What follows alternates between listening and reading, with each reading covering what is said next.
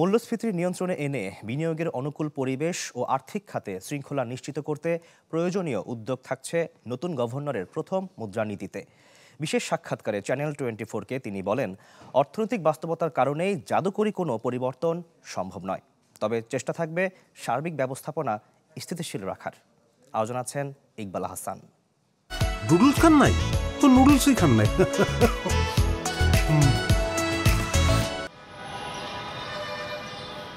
সামষ্টিক অর্থনীতি ও ব্যাংক খাতের এক ভঙ্গুর বাস্তবতায় দায়িত্ব নিয়ে জীবনের প্রথম মুদ্রানীতি ঘোষণার প্রান্তে নতুন গভর্নর আহসান এইচ মনসুর। আপনারও নিশ্চয়ই একটা লক্ষ্য উদ্দেশ্য বা আকাঙ্ক্ষা ছিল যে কিছুটা চমক বা সাধারণ মানুষের জন্য কিছু ভালো মেসেজ, আমরাও সেটাই চাচ্ছিলাম। কিন্তু বাস্তবতা বিবেচনায় আপনি কতটুকু কি করতে পারবেন এটা নিয়ে এখনো পর্যন্ত সংশয় বলবো না, মোটামুটি ধারণাটা পরিষ্কার। এখানে কোনো ড্রামাটিক কিছু আমি আশা করছি না, কারণ আমি যেটা দেখছি মুদ্রানীতিতে যে আমাদের যে বর্তমান যে কৌশল, মূল্যস্ফীতির কমানোর যে কৌশলটা, সেটা চলমান আছে এবং ইট ইজ ওয়ার্কিং। কীভাবে পণ্যের দামটাকে সহনীয়ভাবে রাখা যায় সাপ্লাই সাইড থেকে, সেটা চেষ্টা করছি।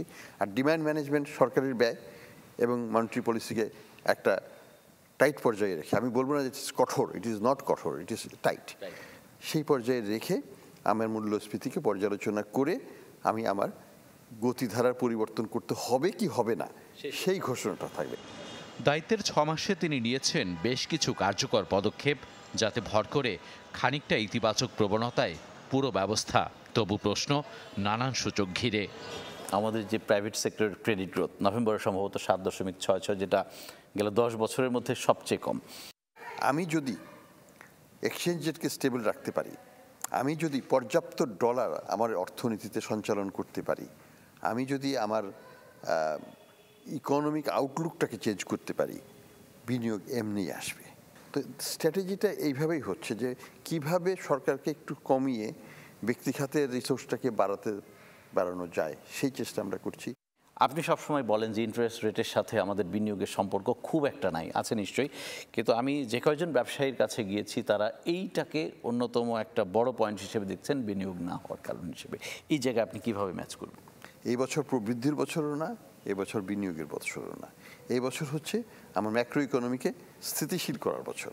এই বছর হচ্ছে আমার ব্যাংকগুলোকে রক্ষা করার বছর, ইনফ্লেশনকে কমিয়ে আনার লক্ষ্যের কাজ করার বছর, এবং আমার এক্সচেঞ্জ রেটকে স্টেবল করার বছর, আমার রিজার্ভকে মেনটেন করার বছর। এইগুলোকেই আমি মনে করি আমার লক্ষ্য, এবং সেটা আমি অর্জন করতে পারছি বলে আমি মনে করি। ইকবাল হাসান, চ্যানেল 24, ঢাকা।